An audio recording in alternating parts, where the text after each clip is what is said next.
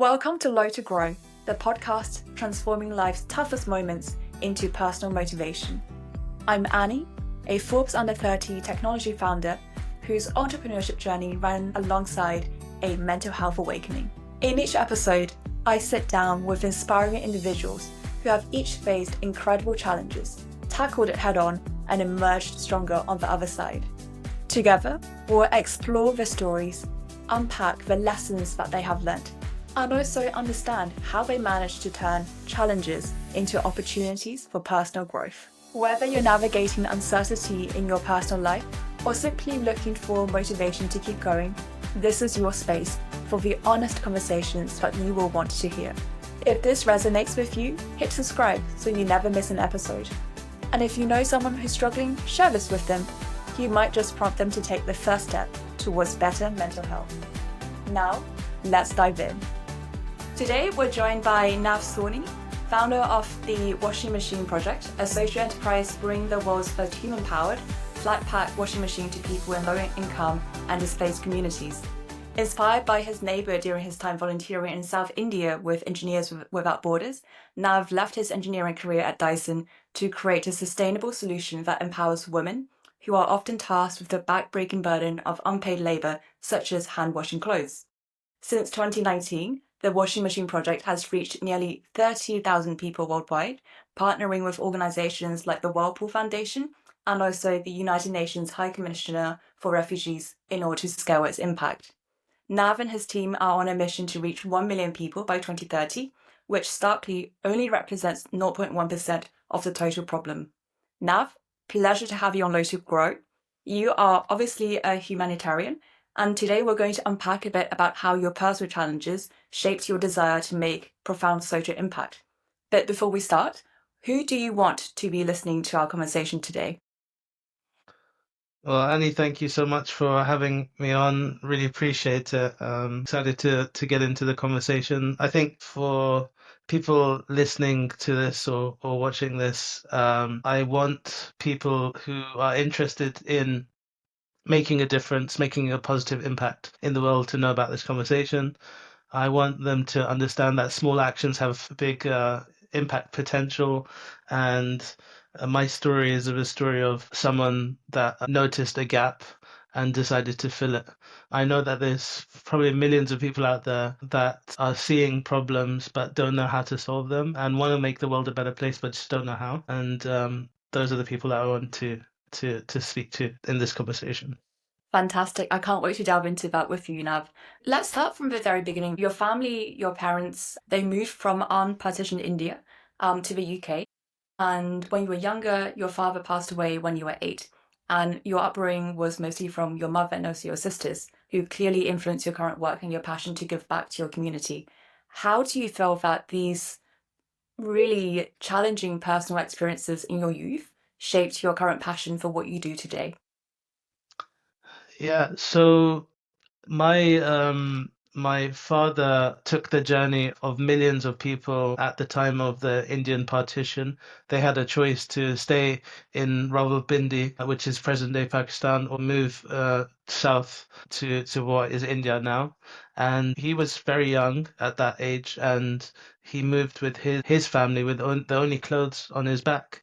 And it really shaped the rest of his life. He really struggled with that, and speaking to his brother, who is now in his late 80s, there's a sadness when he speaks about that time. They always thought that they would go back home, and during that time, they always said to their friends, I'll see you later, but they never saw each other again. And this displacement was with and is with this generation for their entire life. You understand that, and there's an undercurrent of that through my life and my siblings' life. And so when we see displacement in the world today, the only thing you can do is empathize, right? And I talk a lot about empathy. I always have a post-it to remind me of being empathetic to people. And for me, displacement is something that really hits home and has formed a lot of my thinking as I grow into an adult.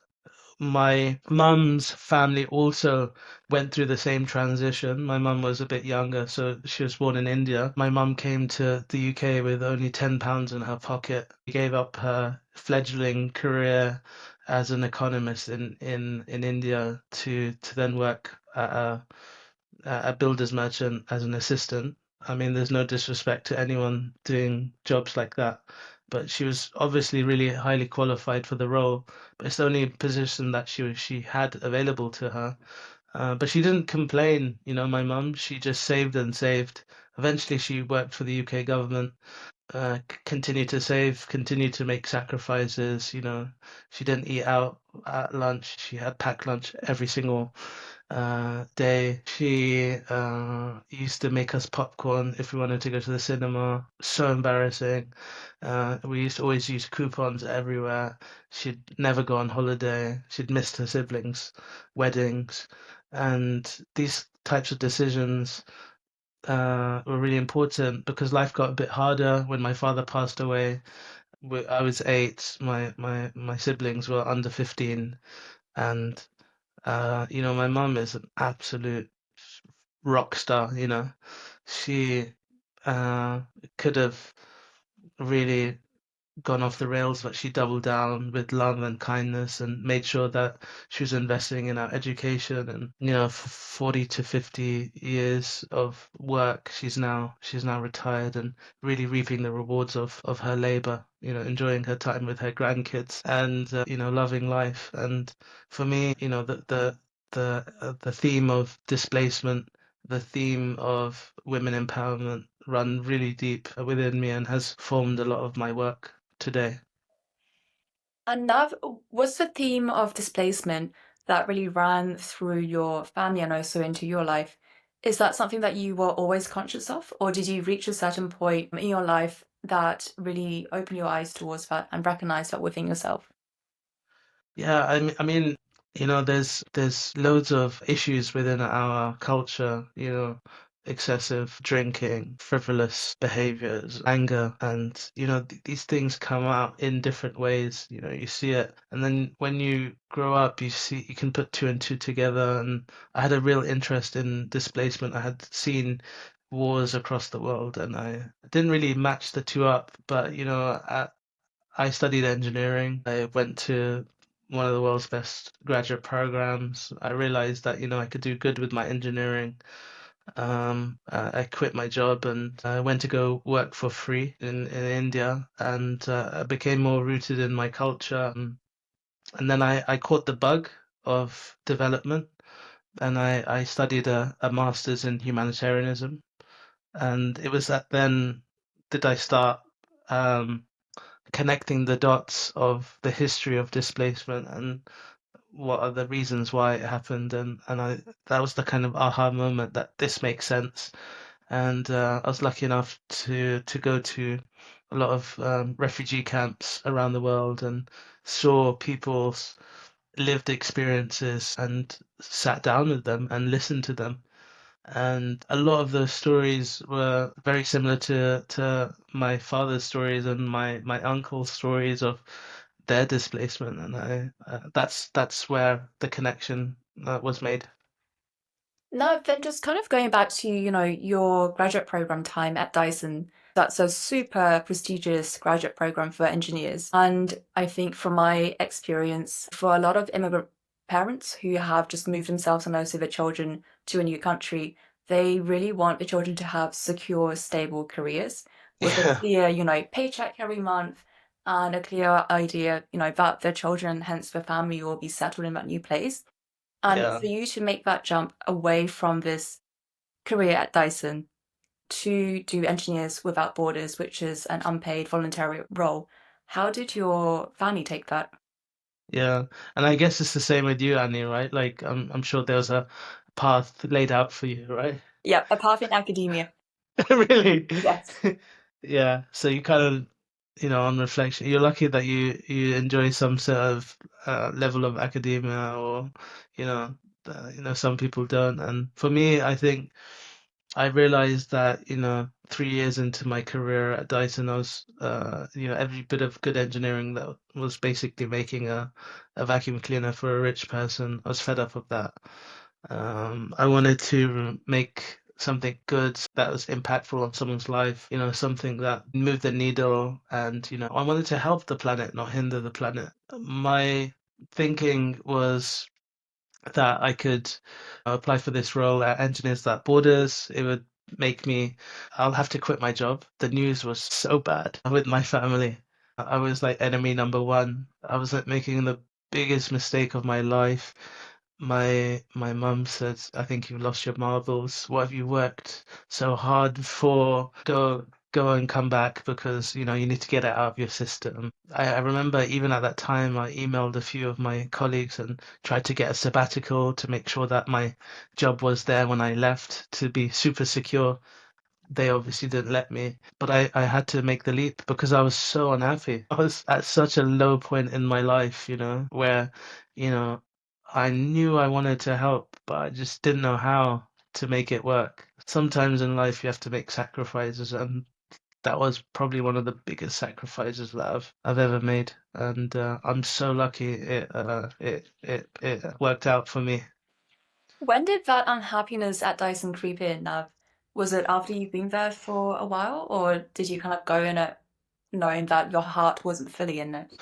Well, I think there's been multiple levels of unhappiness in my life, but my second and third year of Dyson were really, really tough because ultimately I don't think I was a good fit for the organization, and my morals were aligned to something different than making vacuum cleaners. It was tough, like I'm a I'm a really hardworking person, I'm willing to put in the hours over and above, At that stage in my career as well, I was very early on in my career. My boss would tell me to jump, I'd say how high, Uh, and I would just go above and beyond, 50, 60 hours a week, so many sacrifices every single day. But yeah, ultimately, there's only so much that one person can take before it keeps lingering at you. Things get tough, you get snappy, starts seeping into your personal life, and then starts consuming you. So yeah, there were times where I wouldn't go to social occasions, I'll just do work. Um, and I probably do that now, but probably for the right things, And yeah, much, much, much more happier. But I'm so glad that I went through that experience because if I didn't go through that experience, then I wouldn't be here. And as Steve Jobs says, there's loads of dots that you can connect in hindsight up to what leads you to the point that you are today. Nav, when you were in that really low point at Dyson where your personal values and the, I guess, more humanitarian aspect of the work that you wanted to do wasn't really present in your then job, were there any people that helped you or kind of like guided you through that process, or was it something that you really went through Mm. yourself?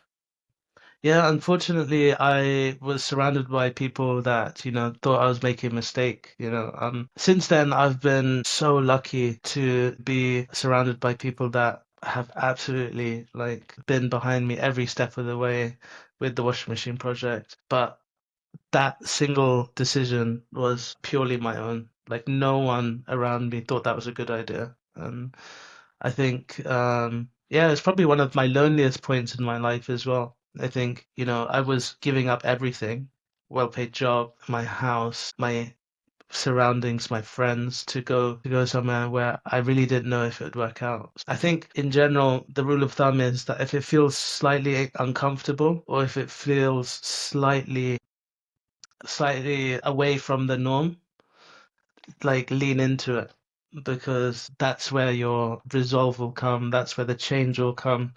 And there's been countless occasions since then, which I'm happy to talk about, where, people have said, that's never going to work, or you shouldn't do that. And I've said, let's just try, and leaning into the hesitancy or the loneliness and the fear of failure and just seeing how it goes. I think as entrepreneurs, you'd know as well, that kind of being comfortable with leaning into the idea of the unknown. The uncertainty, yep, that's something we just have to live with on a day-to-day basis and really learn to embrace almost, because otherwise it can really drive you into really dark places if you dwell too long on it, or kind of allow yourself to go down like a spiral, like a loop. Yeah, Yeah, just kind of accepting that uncertainty equals challenge. Slash yeah, problem, and problems can be solved. It's Yeah, just typical one timing. yeah, it's true, and we've seen it time and time again where you get this analysis paralysis. You could look at a problem in 100 different ways. The problem is still there. At the end of the day, it's trying to understand the risk versus the reward, and it's just percentages really, and whether the appetite of risk at that point in time. I was ready for it though. I think 3 years at Dyson was more small enough for me to make the plunge. Mm. So, it sounds like really it's your 3 years at Dyson, which you found lonely and challenging, that actually fueled your determination then to push through and really build something from the ground up. Because in the early days of building any company or any social enterprise or any organization or product, there's so much uncertainty. And if Yeah. it's you starting from scratch, then you are going to have doubts in the really early days. Like, well, I guess even now, do you still feel doubtful about the choice that you have made? Yeah, absolutely no doubt of the choice that I made back then. There's obviously imposter syndrome that everyone feels. You know, is this the right path that we're going on? Could we do it in another way? But I'm lucky because I have a team of incredible people now that also are as passionate, even if not more passionate than I am, about the washing machine project and our mission and vision. So, it's a collective decision now, not just my own. But I think I do believe that being a founder is or running an organization is probably one of the loneliest roles in the world, right? Like you're constantly being required to make decisions. Uh, you're in such intense conversations all the time. I often, when I'm done with the day or on the weekend, I'm just so tired of making decisions. I'm sure that you're the same. We're like, can you just decide for me? Speaking to founders, they feel the same way. I just feel really inspired by some of the bigger entrepreneurs that are massive revenue generating organizations because I'd love to know how they do it as well. Yeah. Going back to how the washing machine project was born, I'm going to mention the name Divya. So that's Yeah. a very important name for you. Could you tell us about, why that's so important and how that has played quite a big part in the beginning and also in the first product of the washing machine project? I landed in South India in October 2016, was making cook stoves for people who use solid fuel to cook their food. And every day was an amazing day at Practi, the cook stove company. I would, with my team, come up with ideas on Monday. Tuesday, we'd prototype that idea. Wednesday, we would put that prototype in the field for our users to test, and by Thursday we'd already get feedback.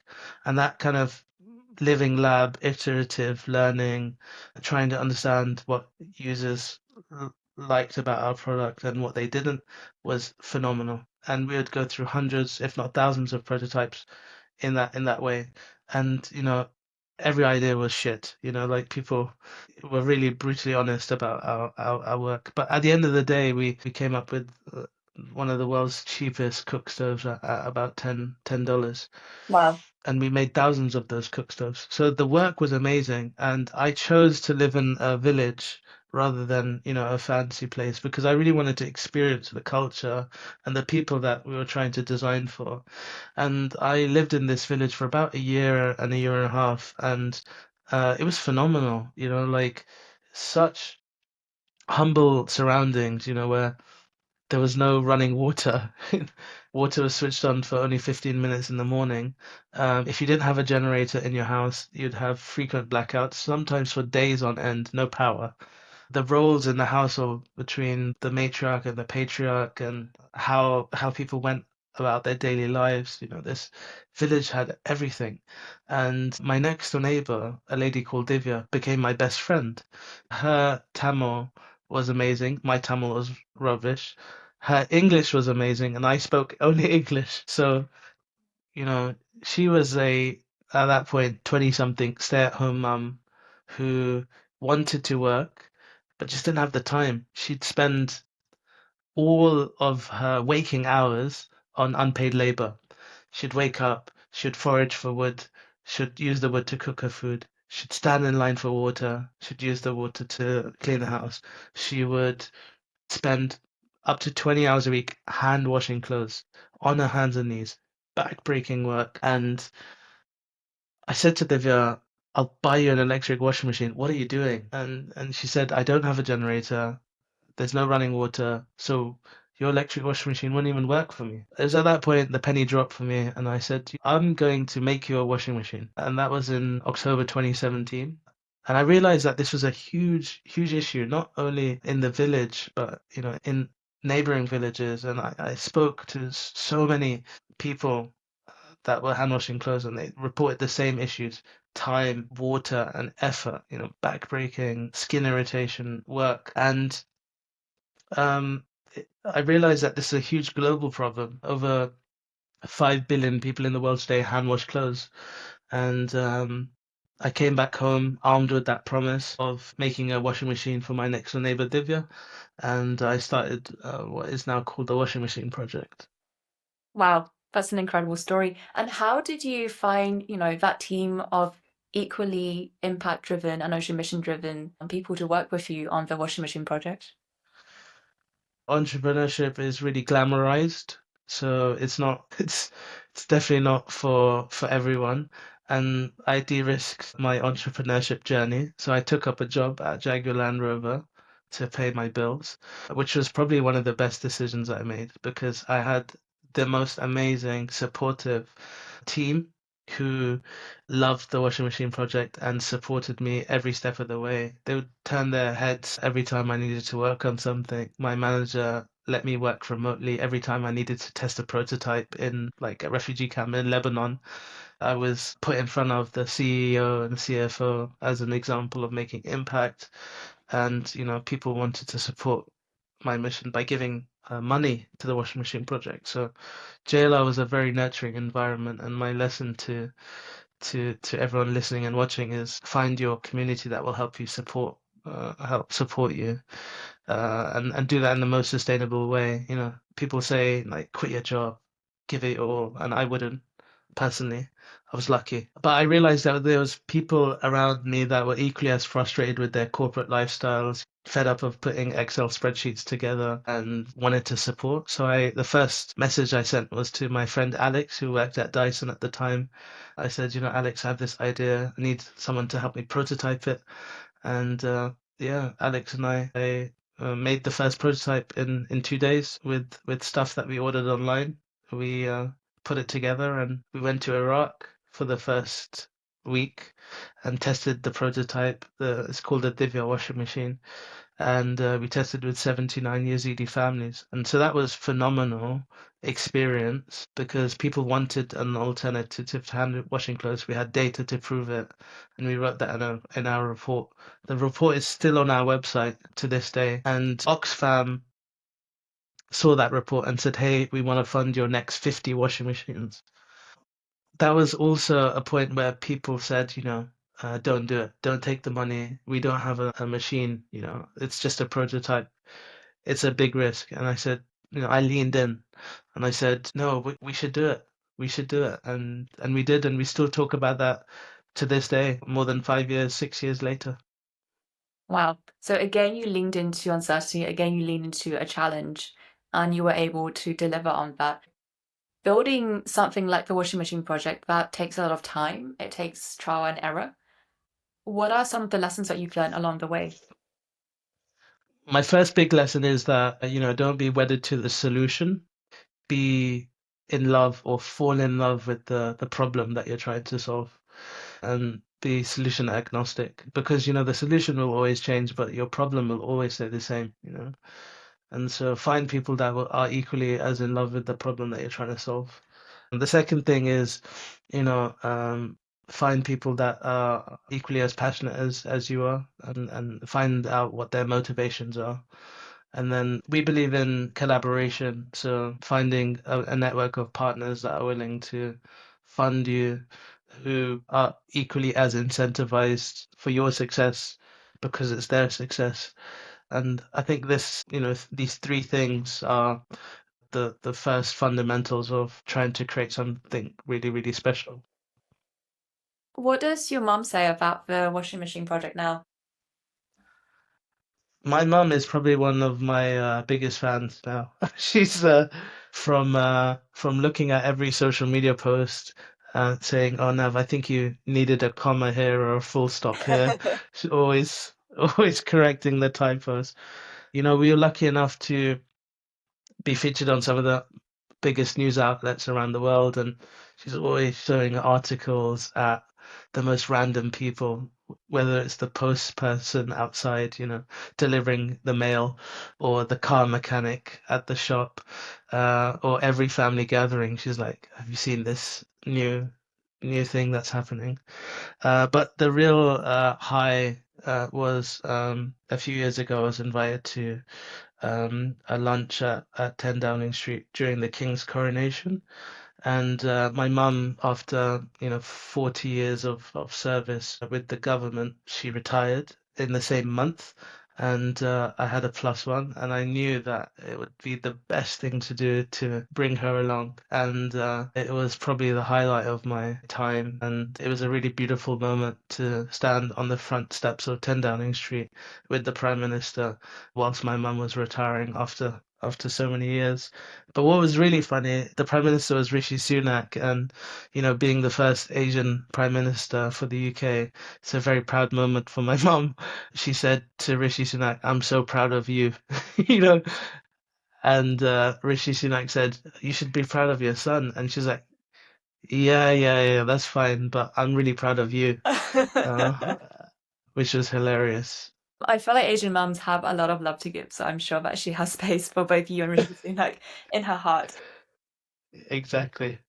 We met when we were doing Web Summit, and I've been keeping up with what you've been doing, and it's so nice to see kind of like your project get recognition. And I think last month it was featured in Forbes as well, so that's a huge Yeah. accolade. And you've also been recognized with huge awards like the George Bush Points of Light Award. How do you personally stay grounded and focus on the mission whilst receiving such recognition? Yeah, I think surrounding yourself with people that were around before the washing machine project is really important. So, the people that I have around me are my friends and my family who really genuinely don't care about about the washing machine project. They care about my happiness. They were there before the washing machine project, they'll be there after the washing machine project, and for me they just deeply care about my mood and my mental health and how I am. And the awards are just pluses for me.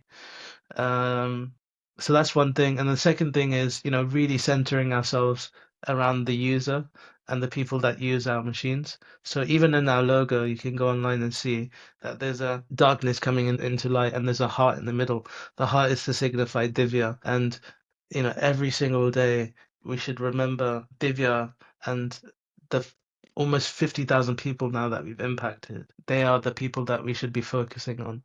And the awards are great, they give us more exposure, but we should just keep focusing on how do we make sure that we serve people like Divya. So keep focusing on the people that you are serving with your mission.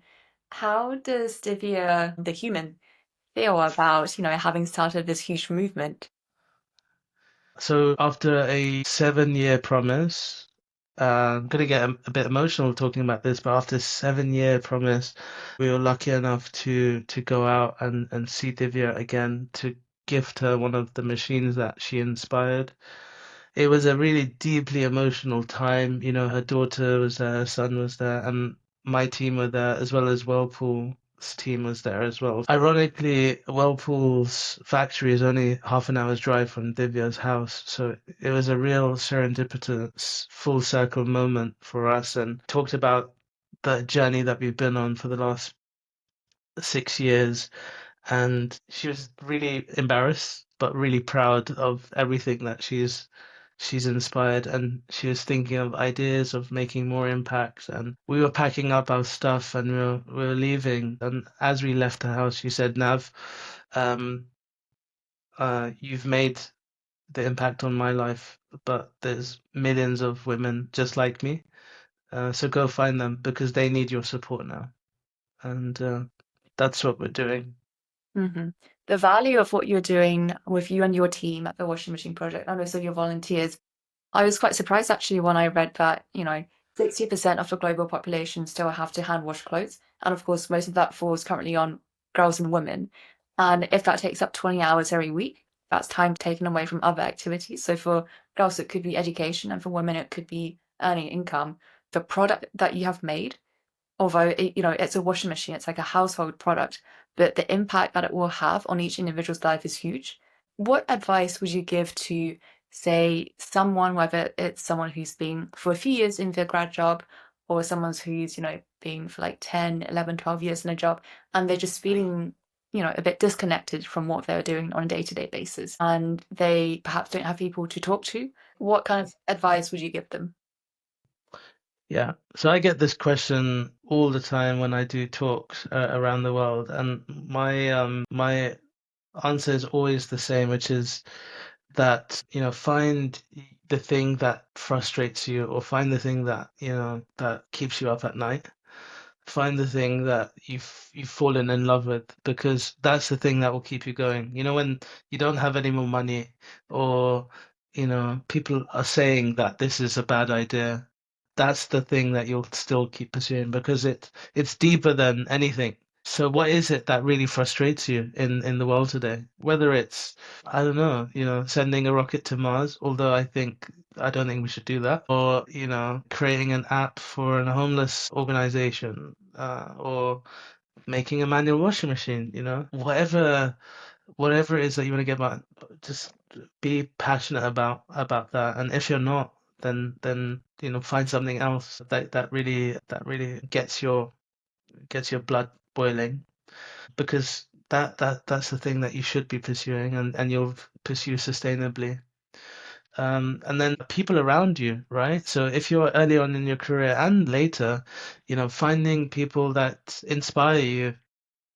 So you inspire me a lot, for example. And whenever we talk, I talk about your academic career and the journey that you're on. And I find conversations with people like you deeply inspiring, and, what I want to be like in 5 years or 10 years. And so that's what I did 5 years ago. I messaged people online and I said, you know, this is my idea, this is my journey that I've been on, this is what I have planned. I love what you're doing. I'd love to get your advice. And, you bring people on your journey. And I think those two pieces of advice is what I'd give to people. I really like that advice. For me personally, when I was a bit younger, I would always feel very shy and anxious about cold calling or like reaching out to someone that I don't know. But then I actually Yeah. realized people are generally really, really kind and really generous with their time. And Yeah. if you have like a personal motivation so that's really close to you, and you can communicate that to someone, and you're asking for their feedback or their advice, then generally people are very giving in that sense. And I think the world by default is probably a lot kinder than people can think it is. Nav, before we wrap up, I'm going to ask you our podcast staple. What do you think will enable more people to have better mental health? I think it's important to center yourself on taking time out to realize what is true to yourself and your own identity. I think it's important to understand yourself. And I do that by sitting with myself every single day for 10 minutes in the morning. I meditate every single day. You get a clarity of thought. You make time for yourself. Just sit with yourself and really try and understand your thoughts and your thinking. And there's so much clarity with just sitting and being with yourself, and then being reflective, whether that's journaling, documenting your journey and seeing how far you've come. That also helps with clarity of thought. So for me, I would not be able to get by in life if it wasn't for meditating or journaling, and I do that every single day, and I would advise that to every single person that is listening to this. Just try it. Meditation is just breathing, and journaling is just writing your thoughts down on a piece of paper. You never know where it leads to. Thank you, Nav. Nav, it's been such a pleasure having you on Low to Grow. Thank you for being so open and candid, talking about your family's experience with immigration and also your own, I guess, um, search to find something and then to actually build something that rings quite true to your core values and also your morals. Huge luck for the future of the washing machine project. Thank you, Annie. Appreciate it, and excited to see your journey too. I think you're amazing. That's a wrap for this episode of Low to Grow. If you learned something today, help more people to find this conversation by hitting the subscribe button and leaving a review. Keep growing, and until next time.